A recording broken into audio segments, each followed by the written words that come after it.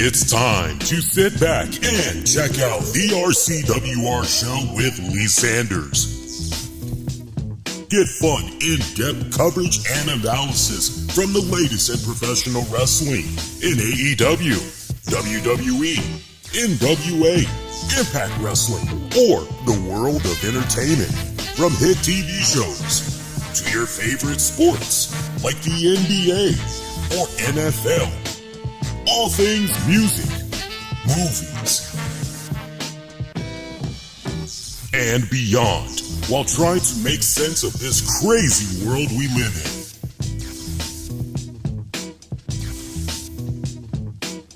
All while keeping it honest, insightful, and interactive since 2011. And now your hosts, live from the nation's capital of Washington, D.C., Lee Sanders.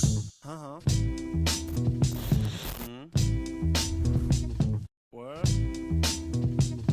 Yeah.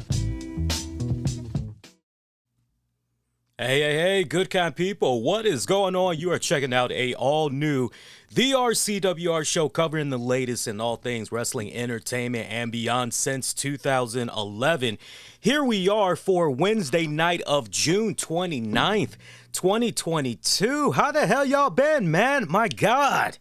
How about that AEW Dynamite for tonight, man? It was their Blood and Guts edition. I gotta tell you, I enjoyed it overall. I did not think, I gotta tell you something, I'm being totally honest with you guys. You guys can say to me straight up, foolishly, but when the 9 o'clock hour had hit and they were doing the introduction, setting everything up for the Blood and Guts match itself, I was going, wait a minute here. If we're doing the main event match right now, or rather, no, actually, the correct thing that was going on in my head as far as my thought process, I said, wait a minute now, if we're doing this particular match right now, we're not going to close out with this, then what is going to follow up after this? And I was asking that question in the chat, and some of the folks that were, because we kind of like doing a watch party, if you will, just kicking back and just reacting in real time. And some folks were saying, well, no, this is the main event match. And I'm going, well, wait a minute now. Like, in case you're not keeping track, like, we got a whole hour to go. So again, what the hell is supposed to be the main event match? And some felt, no, this should be it. This should be the main event match for all intents and purposes. We should be riding this one out. So to see that pretty much a whole hour was dedicated to this match, I got to tell you, the pacing was a little bit slow for my liking. But of course, as some of you all had reminded me, hey man, the real fun doesn't begin until all the participants are inside that steel cage structure, as they had utilized 2 rings for this and everything. Just basically think War Games when it's all said and done. So, and how fitting was it that we had William Regal there doing his thing and all that, and Jim Ross was there as well. And it was interesting because tonight had a few of us raising eyebrows, so to speak, because we noticed we didn't get Jim Ross at the very beginning to kick off Dynamite, and then throughout the night, we're kind of going, what exactly is going on here with Jim Ross? And then as we found out before tonight's broadcast was over, they basically are just switching it up. They basically are going to have Jim Ross on Rampage this Friday. I forget who his colleagues are going to be. I don't think it's going to be Taz with Jim Ross on Friday. I think it's going to be Jim Ross, Excalibur, maybe Tony Schiavone, or Jim Ross, Tony Schiavone. But I know for sure Jim Ross is definitely going to be on Friday's Rampage. So that should be a nice change of pace for you guys. But you know what? I like the way that they honestly did Jim Ross because, and I'll explain the reason why. I liked it from this standpoint, which was, you know what? Having him out there for just the Blood and Guts match itself, it gave you that special big fight feel to it. It gave you that, okay, this is important. This is the marquee match of the entire night. It would be no different than when Bruce Buffer or Michael Buffer are pretty much doing their things for the main event match itself and all that. You're like, okay, this is what it all has come down to. This is what it's all about, baby. It's this main event match right here. That's what's up. That is what's up. So I actually had like that whole feel. Oh my God, I humbly apologize to you guys. I see my template and all that is off. So just bear with me a couple of seconds and I can actually adjust that for you guys on the fly. I was playing around. Hey, by the way, I hope you guys are doing fantastic. Hump Day is here. If you guys plan on traveling for the 4th of July holiday and everything, please, please, please, as I always tell you guys when it comes to some of these major holidays, have a lot of patience out there if you're going to be on the road driving. It's not just you that's out there. I know you want to get to where you need to get to in a timely manner and everything, but, please, you're not just driving for yourself, but you're also driving for other people as well. So definitely have some patience out there. And even if it's a case where you're not traveling, by personal vehicle or you're renting a vehicle, but you're going to be in the air, things of that nature. Definitely nothing but the best. I'm wishing you guys nothing but the best, and I'm hoping that everything is good as far as your commuting goes. Yeah, let me adjust this off the break for you guys, because what I was doing yesterday, I was playing around with the software, and there you go. Doesn't that look better? I was playing around with the software, and I was trying to set up, see, just bear with me. It's gonna get better. Don't worry. And I was trying to set up my gaming screen and all that from earlier, and sadly, I could not for the love of me solve this black screen issue that I was having. I won't bore you guys with the logistics, but I was continuing to have some issues, and I just said, okay, you know what, fuck it. And I thought I had everything squared away like I wanted it. Let's see how that looks. I'm actually looking at what you guys are seeing in real time here. I'm playing that back. So I see there's a little bit of a delay depending on where you're tuning in. Probably like about maybe a 60-second delay. So just bear with me, and then once I see everything is on the up and up, everything's looking pretty good, and I'm at that point now. Yep. No, bring it up a little. Yep, you did good. It looks fantastic. Okay, great. That looks fantastic. Let's move this up just a little. How about that? I think that's good, right? That's not too shabby, right? We'll try that for tonight. We'll see how that works out. And if you guys are okay with that, maybe you might need me to adjust something on the fly. I'm sure you guys will definitely let me hear about it. But yeah, Blood and Guts, pretty good. So look, we're going to be in and out on this episode because since last we were on the air, not too much has gone down as far as headlines go, wrestling, non-wrestling related wise. So, I mean, unless you guys want for me to get into a particular topic that's wrestling, non-wrestling related, I mean, we're just going to be talking Blood and Guts, a couple of little wrestling little tidbits, and then we're pretty much going to be out of here. So the goal is to see if we can do our thing in about an hour or a little less. So we'll see what happens, man. But Good crowd tonight. They're out there in Detroit. AEW was good crowd. Great energy. We had the AEW Dynamite debut of Claudio.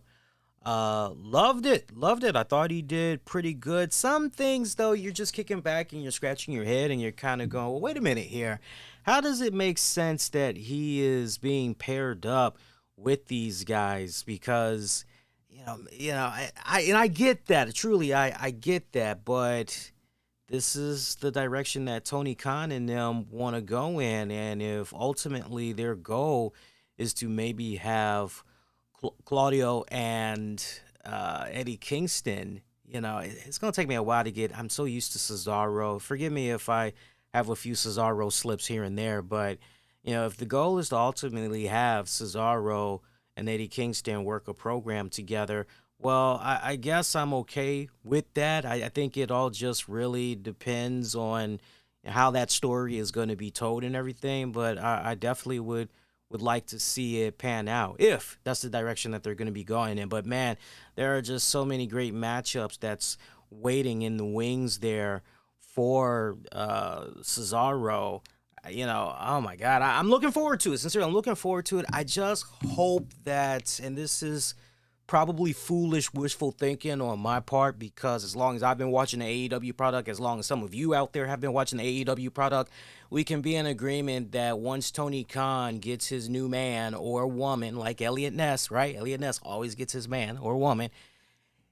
The honeymoon period is over extremely quick, and I just can't help but feel, okay, after Cesaro's done his thing on Dynamite, for a couple of episodes, Rampage for a couple of episodes, how soon before Khan moves on to his next pet project? That's what's really, kind of has me a little bit cautious right now. And we can all definitely be in agreement that Cesaro over in the other company should have been a multi-time champion. It's a head scratcher when you really just stop. And I tell you what, I thought for sure that when he was trying to step up to the plate and storyline to Roman Reigns, and he was trying to go after that Universal Championship, I thought for sure Cesaro was going to begin quite a lengthy program chasing after Roman Reigns. And I dare say, again, foolish me for thinking it, but I thought for sure maybe Roman, and I was just waiting to hear the reports that Roman is in the back. He's pushing hard for Cesaro. He actually wants to lose to Cesaro, but for whatever respected reasons, he's getting pushed back. I was ready to hear some type of stuff such as that, but it seemed as though maybe Cesaro and Roman were going to be going somewhere on a multi-month type of basis, but it sadly didn't go in that direction. And it's just one of those, Khan has AEW, he's got ROH, so it's going to be very interesting to see how he plugs and plays guys like Cesaro. But I do have great concern for the man, because you look at Samoa Joe, it's pretty much been ice cold for that guy. Right, there's quite a few names that we could just off the break, if we just really take the time out and we think about some of those names, there's quite a few people that we have not seen on TV in a couple of weeks, or basically on an inconsistent basis, that can definitely give you enough pause and concern to say, yeah, as happy as I am to see Cesaro now in AEW, track record, right? We already got an established history there with Khan, right? But you're hoping that maybe this go round, it's going to be different. Just going to have to wait and see.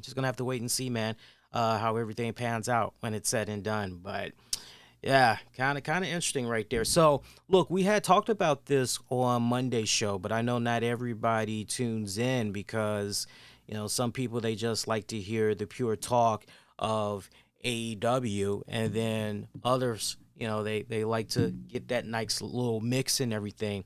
But when last we were on the air, we did talk about some of the buy rates that had kicked in for the, what was it? the Forbidden Door pay-per-view, as Tony Khan had revealed that early preliminary numbers he was seeing had showed him that they were getting about at least over 100,000 pay-per-view buys, right? And that all the money that had been coming there from the gates, that it was safe to say that he definitely was gonna have the Forbidden Door match up to what they did with Double or Nothing. That it was pretty much in that kind of territory.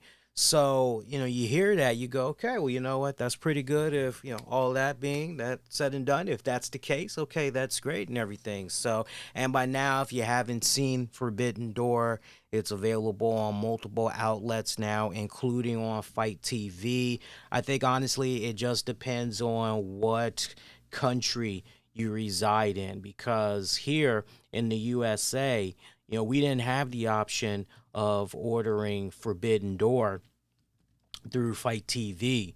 And that was just mainly because of the deal that was established out here in the U.S. with Bleacher Report. So for us, we pretty much had to go to Bleacher Report to buy it. And as it stands right now, that the pay-per-view is over and done with, again, here in the United States, if you try to go to the Fight TV site, you don't get an option to purchase Forbidden Door. If anything, you basically get, a 30-second promo video about Forbidden Door, and then you get a video saying how you can watch Forbidden Door. That's what's on Fight currently for us U.S. folks. So, no, if we want to order it here in the U.S., we got to go with, unfortunately, we got to go with Fight TV. I didn't even bother to check if it was even available for your local cable satellite provider. I should have asked some of you guys that as we were going into that pay-per-view weekend. One more time, thank you, by the way, to those of you that had tuned in over the weekend and you had checked out the Forbidden Door pay-per-view, be it you were live or you checked it out for on demand. And on the downloads, love when you guys show the love as always. So much love, much respect to you guys.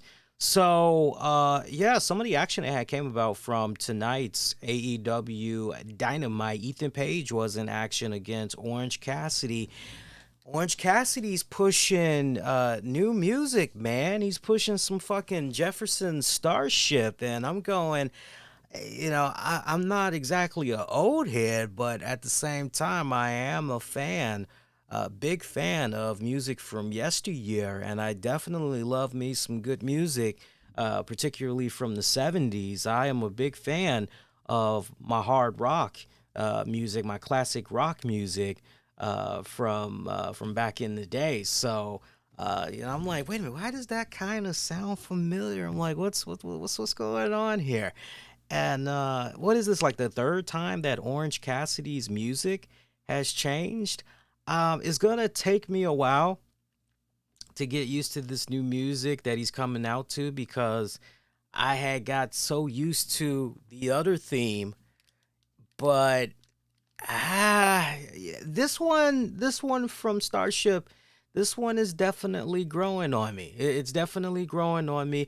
Threw me off because when the music had first started, I'm going, okay, what is somebody new getting ready to debut here? What exactly are we seeing play out before our eyes?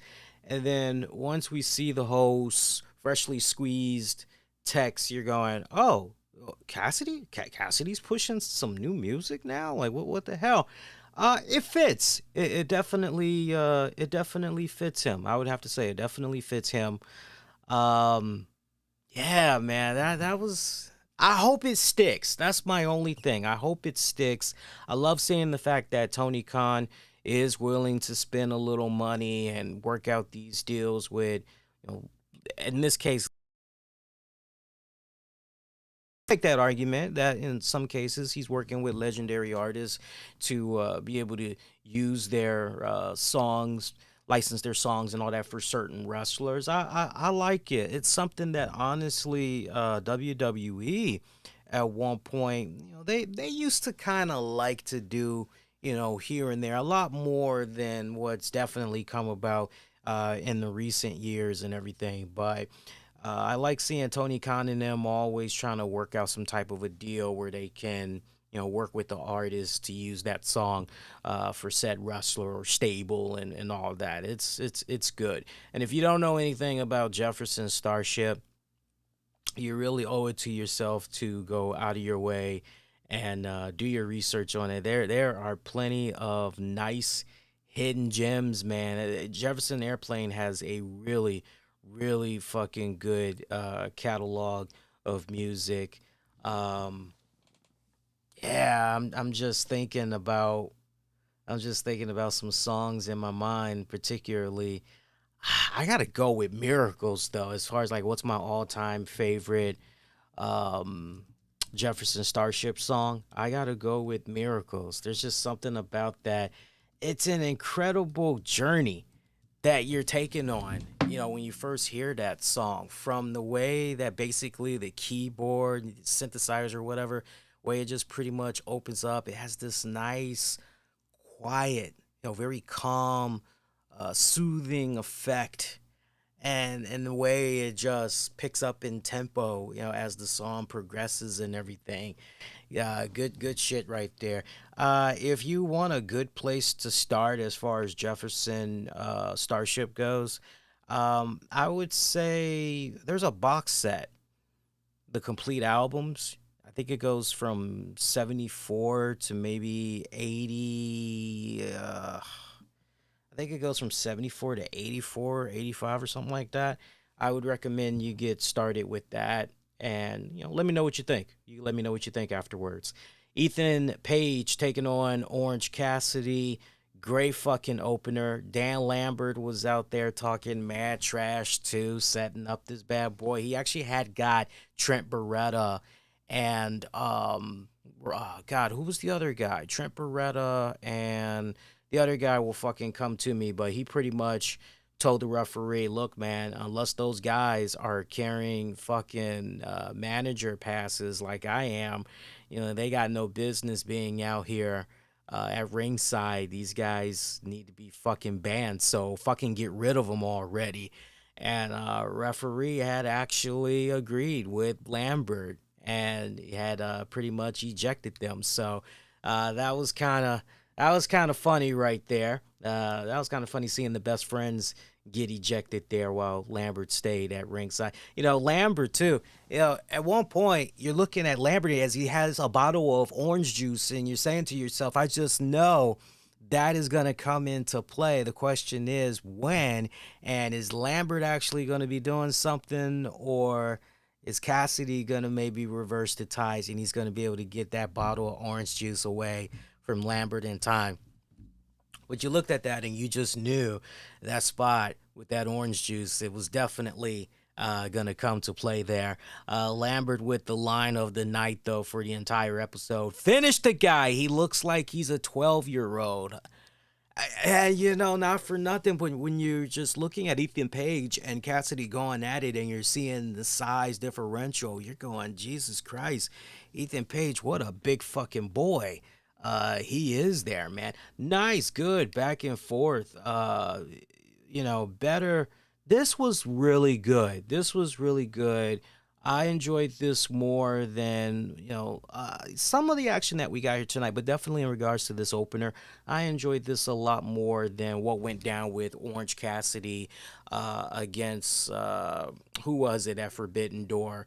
Against wow, I'm already drawing a blank on the guy's name. Will Ospreay. There you go. It's live, anything can happen. So but yeah, I enjoyed this match 10 times more than what was going on there with Will Ospreay, and it just further solidified in my mind just how great of a performer, athlete, an entertainer that Cassidy is. And you know what? You can honestly do no wrong when you've got two of the most charismatic, polarizing, up and coming figures that AEW has to offer right now. When you have men such as Cassidy and Page going at it, definitely good fucking shit right there. Good match. They went about 11 minutes and some change. Tony Schiavone was next up as he was interviewing Christian Cage. And to Tony Schiavone's point, he really isn't sure exactly what more there is to say, considering what Christian Cage had to say about Jungle Boy from 2 weeks ago now. At this point, as Jungle Boy continues to be out on injury, but Christian Cage pretty much he appeared yet again. He was rocking one mean ass turtleneck and jacket, man. I was really feeling it. I'm looking at it. I'm going, yo, whoever his tailor is, yo, they are freaking hooking him up big time. They are hooking him up big time. I want to know who his tailor is. I want to know where he's shopping, cause dude got some nice. He got some nice fine threads. I got to admit that. I got to admit that. So Christian Cage coming out there, and he pretty much was saying, hey, I know I had said some stuff, last week. I had ruffled some fans the wrong way. I get that. There were some things that I had said in regards to Jungle Boy's, deceased father and towards his family, and he pretty much, doubled down. Like a true fucking heel. He pretty much doubled down on everything that he said there. It was fucking badass. If anything, he followed up and he's like, I just want to say I'm sorry. I'm sorry that your entire family isn't dead. And you're just going, oh, dude, the ultimate fucking trolling. Like, seriously. He was getting the asshole chants and everything. Good shit. Cage following up and saying everybody in Jungle Boy's family, maybe with the exception of his mom, as he tells Jungle Boy's mom to give him a call. And you're just going, oh, like, what the fuck, man? So this was just, you're like, man, somebody come out here. Shut this dude up already. Who's it going to be? Nobody came out. Well, actually, somebody did. But it didn't go down the way you thought it was going to go down. As you see this fire and brimstone type of entrance come about immediately after Cage was done saying his 2 cents, and Luchasaurus came out. And I guess Luchasaurus is now a bad guy, because Luchasaurus came out pushing a black mask, pushing black makeup around his mouth and black lipstick and black ooze, black taped up wrists, black boots, black tights, right? Everything is black. It's like, okay, so he's a bad guy now, I guess. All right, cool. We get it right here. He went up against Luchasaurus, that is. He went up against Serpentenko. That pretty much was a fucking squash match right here. And I really wish that the commentators would have done a better job at really driving home the fact that just wait a minute here. What exactly is going on with this odd pairing, this odd union between Luchasaurus and Christian Cage? And to their credit, they did mention the fact that Jungle Boy and Luchasaurus have known each other for many years now, that Luchasaurus has known Jungle Boy since he was at least 8 years old. So, I do appreciate them saying that, but what's even more that really should have been driven home is what exactly is going on with this odd union between Cage and Luchasaurus. Let's not forget that the last time we saw these men, Luchasaurus was ready to freaking tear Cage apart, and for whatever respected reason, it didn't go down. So remember, and that would have been a nice, hey, let's not forget, Cage wanted to talk to Luchasaurus backstage. He didn't want to talk to him out here in the ring in front of us. What do you think he said to Luchasaurus, right? It's just kind of one of those continuing situations, right? So hopefully we'll learn just a little bit more as hopefully by Rampage, maybe we could see some type of a pre-tape joint with Schiavone catching up with them backstage, or Alex Marvez, trying to get the 4-on-1 on what's up there. But yeah, squash match though with Luchasaurus, Serpentenko. I mean, this pretty much was over I mean, you blinked and the match was pretty much over and done with. So yeah, that's all she wrote on that one. Next up on the docket, Wardlow. Wardlow was backstage and he was chatting it up with Scorpio Sky. Apparently, Scorpio Sky had only agreed to do this backstage segment with a guarantee basically that it would not get physical and all that. So Wardlow pretty much was saying his piece, letting it be known, hey, you got that TNT championship and all that, that's fine and dandy, but, we all know that you and me, we collide. Not only are you going to have a challenge on your hands, but I'm definitely going to be walking away as a new TNT champion. So Scorpio Sky, he pretty much wants Wardlow to put his money where his mouth is. He's going to give Wardlow a shot at the TNT championship. Matter of fact, it is going to be next week on Dynamite. And just to sweeten the pot even more, is going to be a street fight. So I'm very curious to see what's going to be happening with that matchup. Now, look, I know some of you guys might be looking at that match and you may be saying to yourselves, if there was ever a time where maybe MJF could make a return and maybe put some screws there to Wardlow, look, that'd be very entertaining. I like that idea. I do. But I just don't see that happening.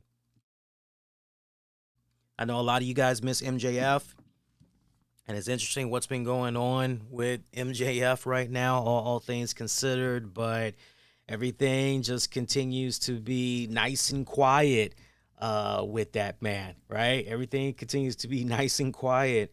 So I don't see MJF, contrary to what some of you guys may be feeling and thinking, I don't see anything happening with our man MJF making his presence felt in this one. I don't see it going down whatsoever. If anything,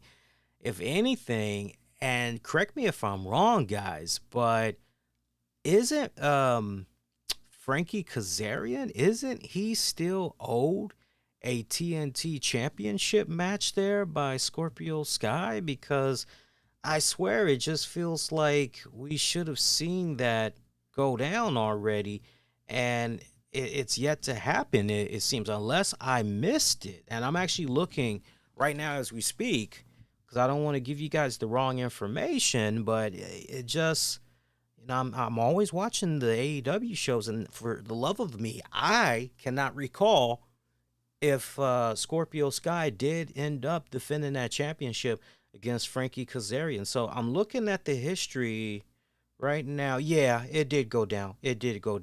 So it looks like it went down on May 11th, 2022. It was on an episode of Rampage, May 11th. You know what it probably was?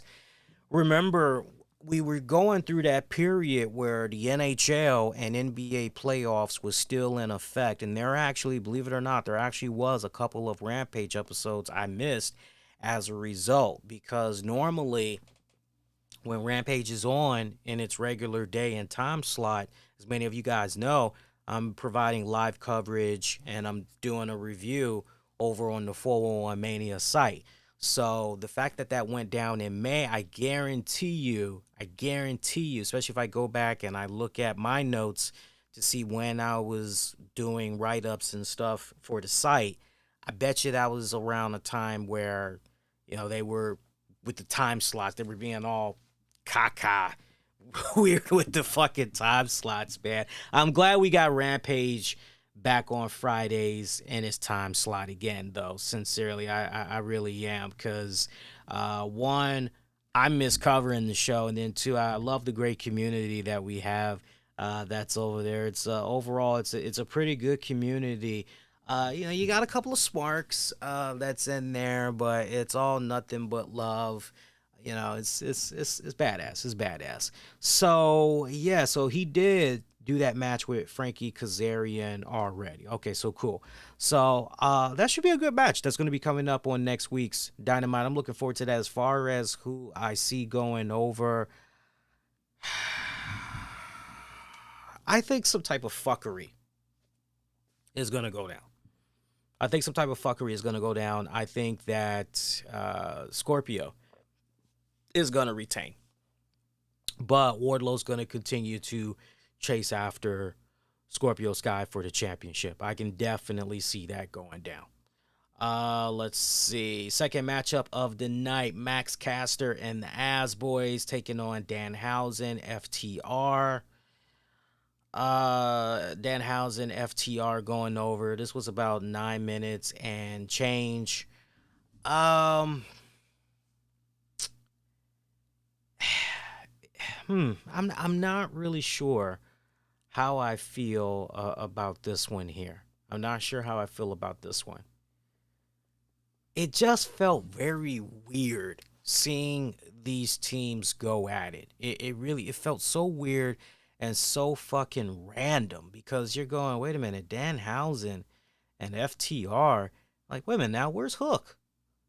Where's Hook? It should be Hookhausen. Like, what's the 401 right here? Like, seriously, what's going on here? I wasn't a fan of seeing Caster and the boys lose to Danhausen and FTR. I felt that if anything, with what you've been doing with Caster and the As Boys these past few weeks, and trying to continue to put them over on TV and everything, let them continue to climb up through the ranks. Let them continue to build up and everything, and maybe ultimately be in a position where they can say, "Hey, look, we're tag team number 4 as far as potentially getting a shot at tag team champions," right? At least I thought maybe that was the kind of story that they were trying to go for here, right? Just let these guys chip at it one match at a time, basically.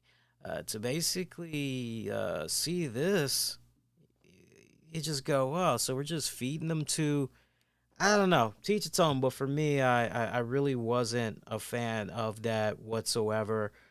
This was 9 minutes and some change. Some could make the argument, given the caliber of the talent on the side of FTR, some could make an argument that, that match went a little bit too long. I don't know. I'm not gonna touch it. I'm not gonna touch that. I'm not gonna touch that one. I got nothing but love for all the guys that's in there, but it just felt to me that was a case where don't really think they should have been fighting one another, right? It's just weird on my account. On my account. Let me know what you guys think, but that was just weird on my account. Third matchup of the night, my girl Jade Cargill going up against the lovely Layla Gray. Now, if you're watching the YouTube shows, Layla Gray, she's been doing her thing, and she's off to a rocky start and everything. But yeah, she went up against Jade Cargill here. This was pretty much a squash match right here for all intents and purposes. One thing that I will say in regards to Layla Gray, I've seen a little bit of her work off and on, and I think the world of her. I think she's pretty solid. She strikes pretty well, footwork, pacing, all that. It's pretty decent. I actually would love to see Layla Gray more on television. So if we could maybe see her a lot more on TNT, TBS, I think that would actually be a good thing. She's got a great look, very, very good presence about her. You could definitely do something with a Layla Gray. Very easy on the eyes as well. Jade Cargill is continuing to come along. Still a bit rough around the edges, but she's continuing to come along. I definitely got to give her props. Post match, Stokely grabbing the microphone, but Jade grabs it right back, and she basically says she's tired of hearing the bitching and the moaning, and she's looking for some real competition. She wants for Tony Khan to give her some real fucking competition already. At which point Stokely gets the microphone back, once Jade is done. And he's pretty much saying, hey, look, Jade has been given opportunities to every woman in the locker room. and someone who doesn't even work here, someone that hasn't even filled out a W-2, tried to come in there and seize the moment. And he pretty much was like, yo, Chris Statlander, Athena, you're not overlooked. Y'all just lazy, right? Well, if that's the case, here come those lazy chicks, because they pretty much rushed out there. Jade misses a pump kick. Athena goes in there with a nice drop kick. Chris Lander drops Kiera Hogan. Statlander is grabbing on Jade. Athena goes up to the top rope. Layla shoves Athena off the top rope. Stokely, I guess Stokely made some type of arrangement with her. So I don't know. Maybe Stokely has said to her, look, if you help out Jade there, I can get you a shot at Jade for the TBS championship. Is that maybe what's going on there? Kind of curious minds want to know there. Curious minds want to know. Bucks chatting it up backstage. They're pretty much fired up. They are looking to put on the spot there. Who was the guys that they were talking about there? Hey, give me a second here. Let me look at my show notes here. They talked about how they heard they had a challenge from a team from New Japan Pro Wrestling. So that's all I had wrote. I pretty much was taking my notes down as we were going into the show. So we did follow up on that as far as who that team was, but they pretty much are going to be giving that respected team a shot on this Friday's Rampage. And basically, if those guys can win, then the Bucks will maybe strongly consider giving them a tag team title shot opportunity. As a matter of fact, I'm trying to just picture who that tag team is right now. For the love of me, I cannot fucking picture their names. For the love of me.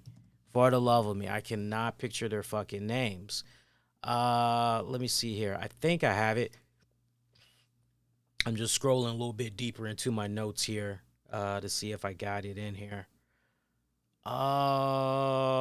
Yes, it is Haruki Goto and Yoshihashi.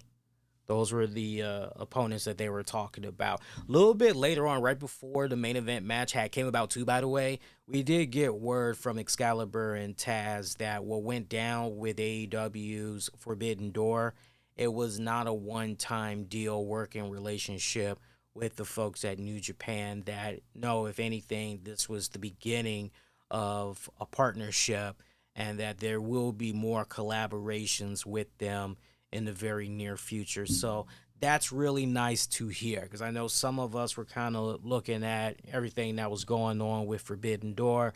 Some people, questioned the way some of the booking had went down, and some of us even had put out there, hey, hope that when the shoes are on the other feet, in this case for New Japan, right, we're going to see New Japan get some serious love there from AEW. Only time is really going to tell. By the way, I am looking at some of the stuff that's going to be coming down for Rampage from what I had jotted down in my notes. We'll get to that after we get done talking about the main event match.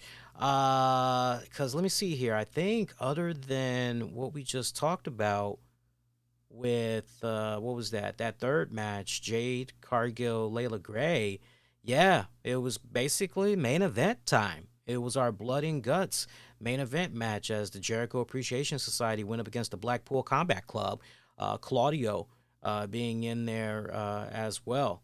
So the team of the Blackpool Combat Club, Eddie Kingston, Santana, Ortiz, going over. But see, here's the thing. Everything in the way it was built up, this should have been about Eddie finally extracting some type of revenge, getting some type of retribution on Chris Jericho, just for all the bullshit that's been going down the past couple of months. But sadly, that's not even what had occurred. So, final moments of this matchup. Jericho, Eddie Kingston, they're fighting on top of the steel cage. Matter of fact, somebody went flying off of the steel cage. If I remember, I think it was Sammy Guevara. I believe Sammy Guevara was the one that went flying off of the goddamn cage.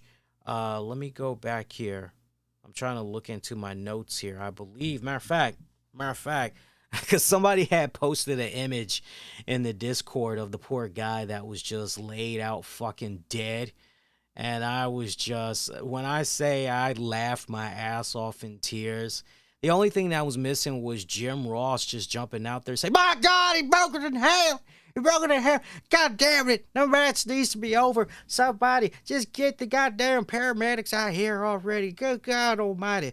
I'm looking right now. I'm trying to see if it's in here. Hang on. Because I can tell you exactly who it was. By the way, the Jericho Appreciation Society. Yep.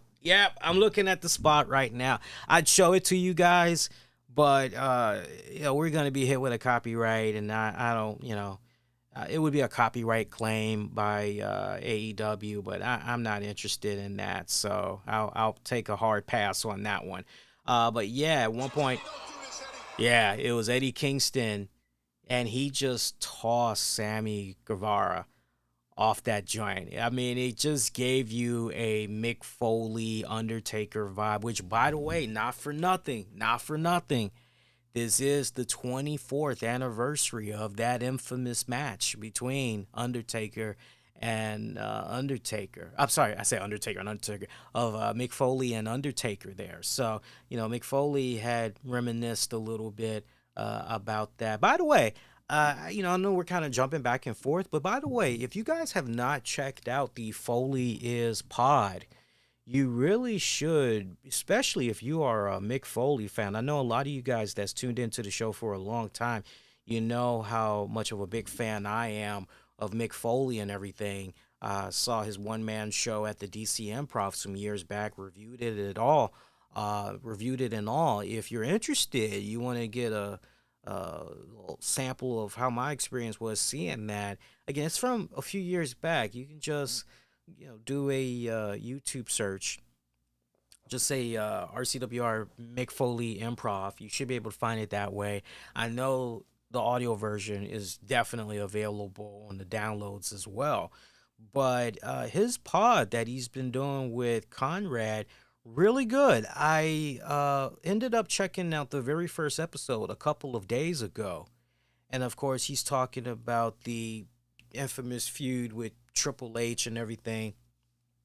And it was about 3 hours long. I remember how dead tired I was, because on this particular day when I did start listening to Foley's pod, I had been up all night just working on some editing. I was doing some voiceover work, and I was also, looking up some tips and tricks, for some computer stuff, some little hacking stuff, coding stuff. Won't bore you guys with that. And next thing I know, it's like broad daylight, and luckily I didn't have to worry about school or work from either job, because it was my day off. So I'm just like, okay, well, let me go ahead, feed my dogs. I feed my dogs. I get into bed. I'm trying to unwind, and I don't know, I go on the YouTube channel. I'm trying to look up some random shit, and then it was suggested to me the Foley Is pod joint. And I'll go, oh. It's like, yeah, I've been meaning to check that out. Checked out the very first episode, and next thing I know, about an hour and a half went by. And it was really good. And I like the fact that Conrad took a departure from how he typically shoots his podcast with his guests. Because, he's typically got that side panel by side panel setup that you guys see if you're watching the webcast stream and all that. I like the fact that it was just Mick Foley in front of a microphone. Basically, a green screen is behind him. They put a nice little background, and then just as certain things are being brought up, the background is changing. I like how they had pretty much did that.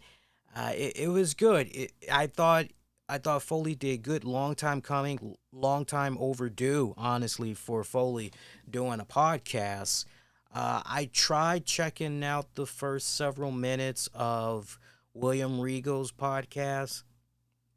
I don't know if it's the jitterbugs or what, but the thing I'm noticing so far, and I believe it might have been the very first episode I had checked out. I don't know if it was jitterbugs or what, but Regal seemed a little bit all over the place when he was commenting about things. So, what I mean by that is, well, it's kind of, and then when that happened, it reminds me of, but then again, you understand what I'm saying? It was weird, the storytelling that, it'd be one thing if you're kind of being a little bit long winded, but there's a whole point to telling a particular story. But he just seemed a bit off as I was listening to him. Now, hopefully, it's gotten better as the weeks have progressed, because I would like to believe by now, I think Regal's probably on his third, maybe his fourth episode by now, and that was only the first episode I had checked out. So I'm a little bit curious where things are now with him, now that he's pretty much gotten his feet wet, has built a little bit more of a rapport, and with Matt Coon. Look, Matt Coon is a fucking pro. I'm actually social media buddies, and I actually legit consider Matt Coon a friend.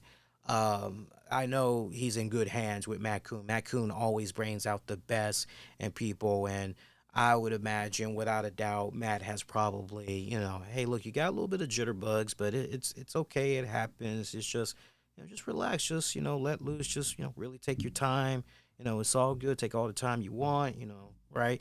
So I would imagine it's only going to get better as the episodes progress and they continue to build up on their chemistry, camaraderie, and all that good stuff. I would imagine it's just going to be just got to give them some time. Just got to give them some time. But just a little bit that I heard from that first episode, I thought it was just slightly off to a rocky start. Some nice, good stories in there, but it was slightly off to a little bit of a rocky start.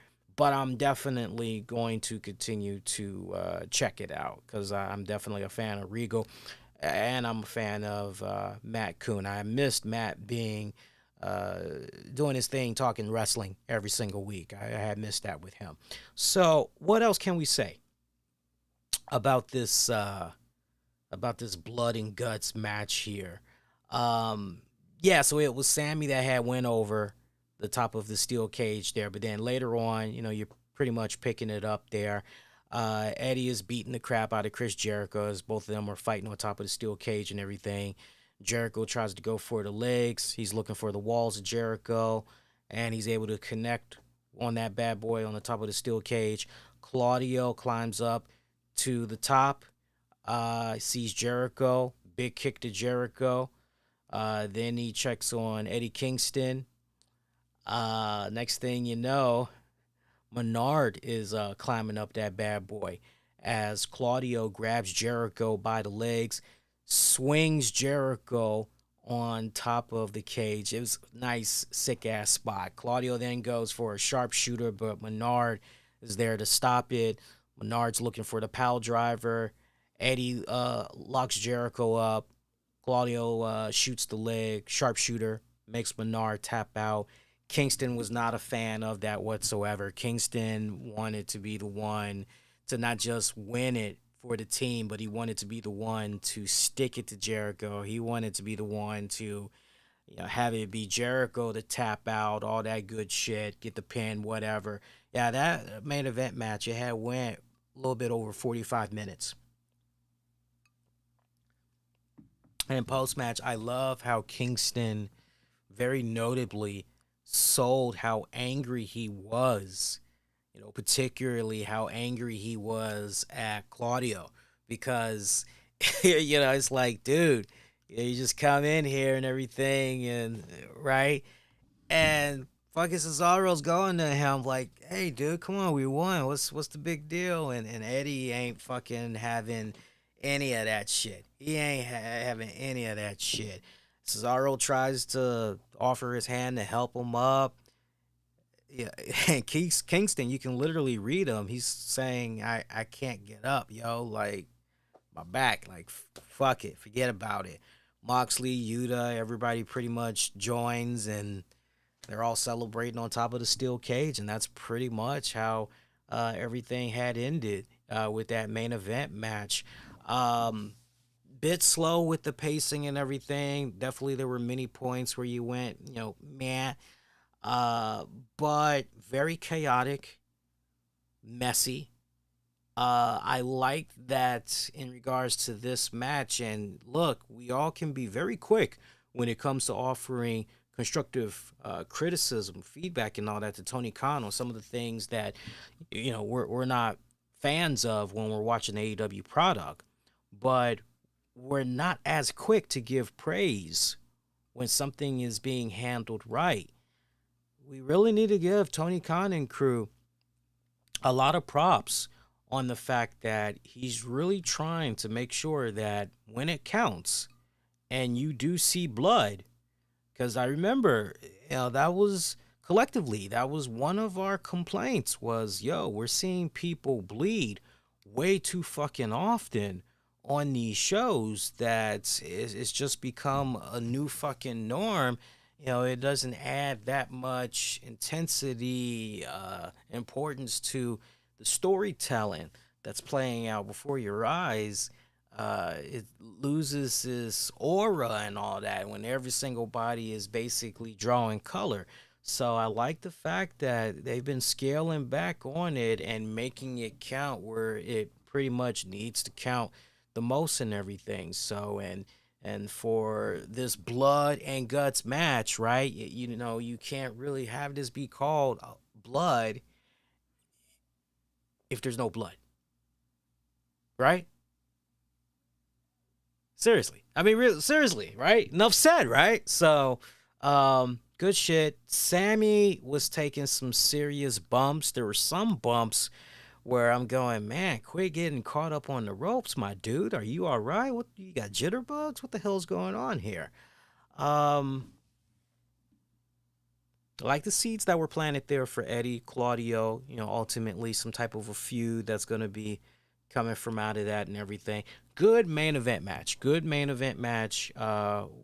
it's all said and done.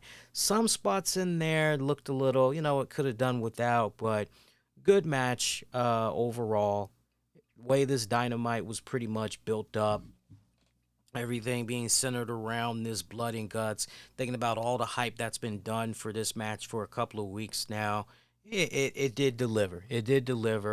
Good, strong episode. And then, not to mention, you're just a couple of days removed from your AEW New Japan Forbidden Door event. So they definitely went into this bad boy and they did it nice and strong. I got to give them a lot of props for this one. So definitely a thumbs up to my point. Definitely a thumbs up. I would say this episode, trying to think, I would probably give this episode, I can't go any higher, I can't go any lower. I would probably give this episode maybe a 8.5. 8.5. Some people may feel that's a little bit too high, but no. 8.5. 8.5, I'm going with that. Yeah, I'm just thinking about the rest of the card, everything that played out. Yeah, I can't go higher. I can't go any lower. 8.5, I definitely would give it. So definitely sound off. I'd love to know what you guys had thought about this week's Dynamite. Kind of a tricky episode, man, because you can make an argument this episode might have been a little bit hard to rate in some areas because, not for nothing, you could make an argument, well, I probably could have done without the Max Caster Ass Boys taking on FTR and Danhausen. I probably could have done without that. Jade Cargill and Homegirl, was it Layla Gray? You probably could have done without that matchup, right? You probably could have done without that. But no, 8.5. Definitely a 8.5. I definitely would give it. So if you guys been enjoying yourself so far, if you haven't done so already, make sure you take time out. It only takes a few seconds and hit that like button. When you do that, it really help me out big time. really helps spread the word about the content. Makes it more easier for people to tune in and all that good stuff. My templates, man, everything is, you notice how everything is just shifted? It's ridiculous, right? Everything is just shifted and it's fucking irritating here. Let me see if I can fix that. Hang on. Yeah, we definitely need to fix that. See? Look at that. You see what I'm talking about? We gotta try to fix that. So let me see if I can. Oh, that's not what we wanted to do. I say that's not what we wanted to do. Let's lock that, and then I'm gonna bring that back one more time, and then let's see if we can just. There we go. That's better, right? That looks better. Yeah, there you go. More. Yeah, ever since I had did the little playing around earlier, I pretty much I thought everything was good. This is my first time seeing that everything has been shifted out of place and everything. But I think going forward, we're okay. Everything is nice and pretty the way it should be now. But yeah, you guys been enjoying yourselves. Please do me a huge favor. It only takes 2 seconds. Just make sure you hit the like button because it really helps put more eyeballs on the content. Definitely lets me know I'm doing my job right. And yeah, if you haven't subscribed, definitely subscribe so you don't miss out on future content that comes your way on a weekly basis, man. All right, so we are I've got an hour 2 over here, but I came on a few minutes early. So yeah, it looks like you guys got about an hour and 1 minute right now. So look, for Friday's Rampage, here's how the card is looking. I do want to give you guys an update on that one. So we got Nyla Rose in action. She'll be taking on Toni Storm. Meanwhile, AEW World Tag Team Championship match.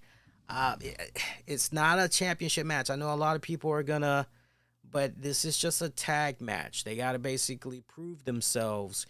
Does Hiroki Goto and Yoshihashi, right? So remember that. And then there's going to be a Royal Rampage 20-man battle royal for a interim AEW world title shot. These are your participants in that one. Let me take a quick sig. That's good.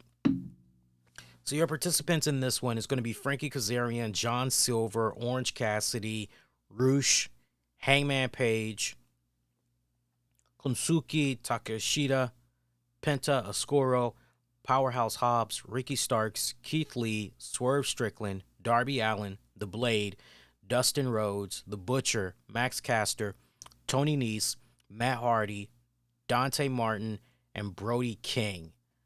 Who would I like to come out of that to get a shot at the interim AEW champion? Oh, man.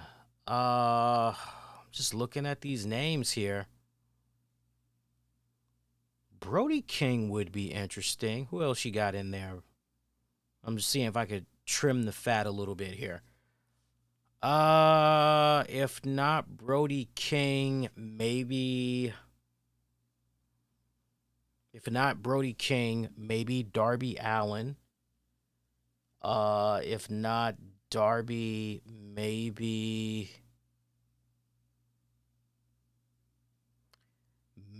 Matt Hardy. That's a long shot, but maybe Matt Hardy or Penta Oscuro. Those are the names I'm eyeballing. I think it's going to be down to one of those guys. But if you were to force me to just pick one person,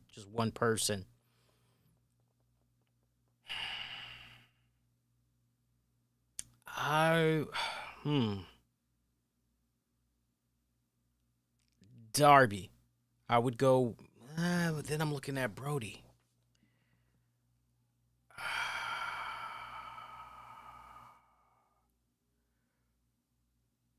Brody King. I would go with Brody King. If you force me to pick one person, I'm going with Brody King, but I think it's going to be down to one of those 4 people that I had mentioned. So that's what's going to be going down for this Friday's Rampage. And don't forget, I'll be on the 401 Mania site providing live written up coverage. So if you're going to be out and about, going to be traveling and all that, just bookmark the site, and once Rampage is on, just hop on your favorite device and just make sure you're refreshing.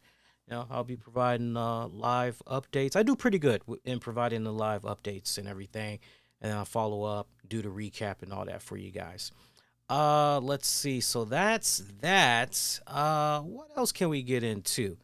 If you guys got some wrestling, non-wrestling related questions, go ahead, shoot your shot now before we get ready to wrap it up for tonight. As far as other little wrestling tidbits, since last we were on the air with you guys, not really too much. It's been a quiet week, and I like when we pretty much get ourselves a nice quiet week, man. Kenny Omega, he said in a recent interview that if he has another major health setback, he strongly feels that he's just going to be done with pro wrestling altogether. So he had said, and shout out to the guys over there on the CEO Gaming Twitch channel. He had said to them, if I get another major setback, that's it. That's it. I'm done. I can't do this ever again. It's like 2 times, 3 times a day, really painful rehab. And without even knowing what it's going to be like when I get back into the ring, I have no clue. It's scary, actually. And he talked about the process of his recovery, saying you see people, they come back to the ring, and you're just happy to see them back. And I think here is a different kind of expectation put on me. And I think that maybe less than what they are expecting, which is already unrealistic, is going to lead to a lot of ridicule, which is what I get every day anyway. So you can probably understand and imagine how difficult it is struggling 2 or 3 times a day, trying to get things to work that maybe never worked before, and trying to reroute things in your brain to get around the things that aren't going to heal. People think, oh, Kenny is hurt. He took some time off. Snap your fingers, I come back and I'm 100%. Life doesn't work that way. Bodies don't work that way.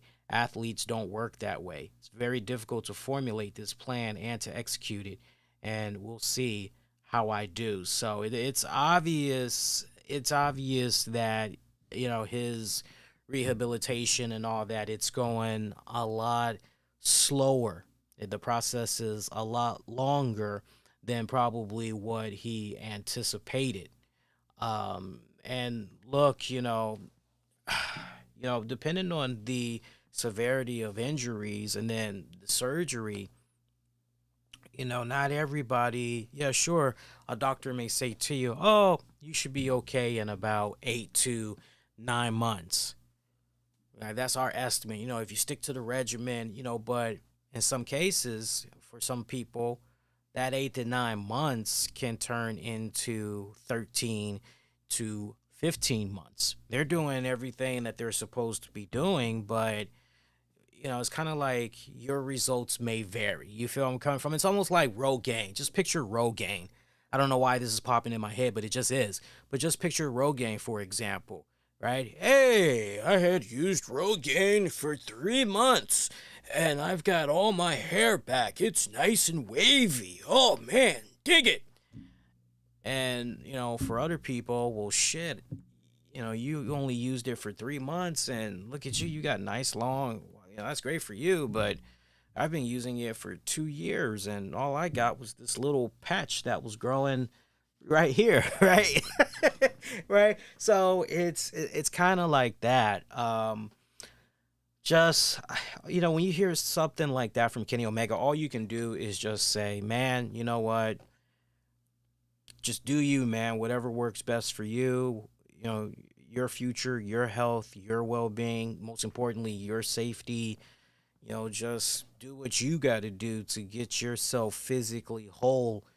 Don't worry about the wrestling right now. Honestly, push come to shove, the wrestling is in good hands of a lot of people, especially up-and-comers right now. You just keep doing your thing behind the scenes, and honestly, it's all good.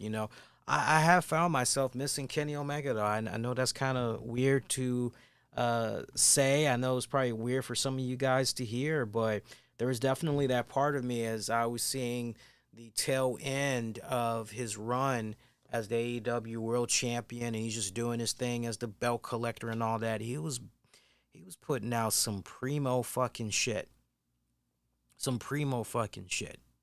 And the fact that our boy has been gone this long, that just lets you know that what he's been battling, what he was battling when he was still an active wrestler, just aggravating those injuries even more, right? And that's the other thing that, us fans, we don't really think about, we don't think about the fact that when these men and women are hurt, sure, all we care about is, okay, well, if they got their boots on and they're in front of the camera, they're in that ring, okay, all right, let's see them get it on, right? That's what we ultimately, right? But we don't really think about the stuff that's going on potentially with them behind the scenes and all that other shit, So all I can do is just continue to say to Kenny Omega, definitely a speedy recovery, and just keep doing you, man. Keep doing you.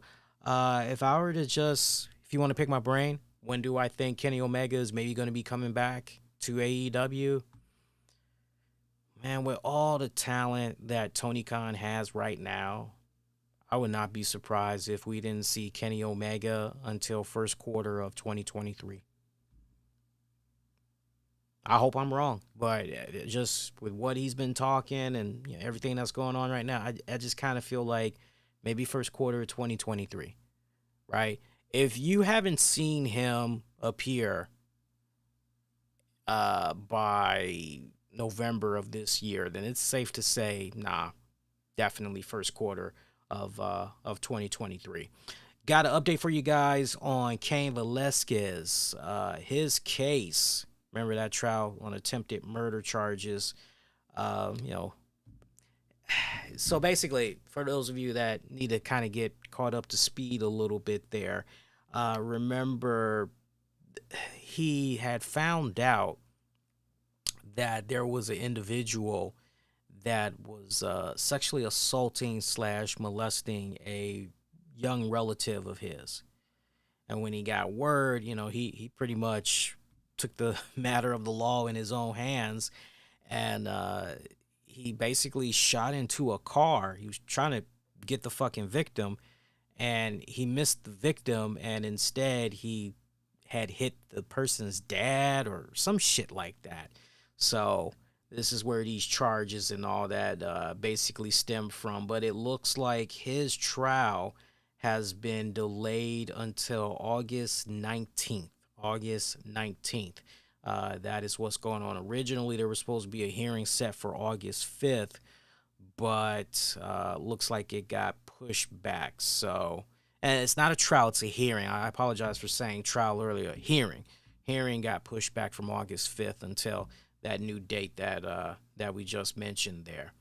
And then other than that, Tammy Sitch, her pretrial hearing, that's been set for later this week. It looks like it's going to be going down on June 30th. So it should be going down this Friday. Remember, we told you about that, I think, last week or the week before, how it had got pushed back. Because originally, the date was the same, but the time, it was all about the time.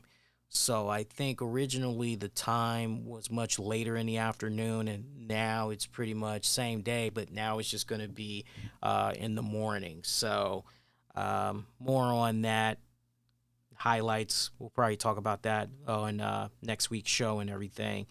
But other than that, that's really it. This kept escaping my mind, by the way. I know this had went down a couple of weeks ago, but I never did officially say this on the show because at the time that the news initially broke out, I actually had went on vacation.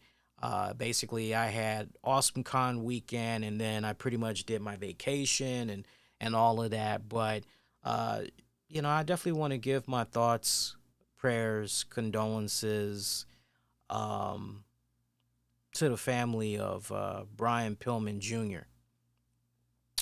Some of you might know his mother had passed away, Melanie Pillman. She had passed away.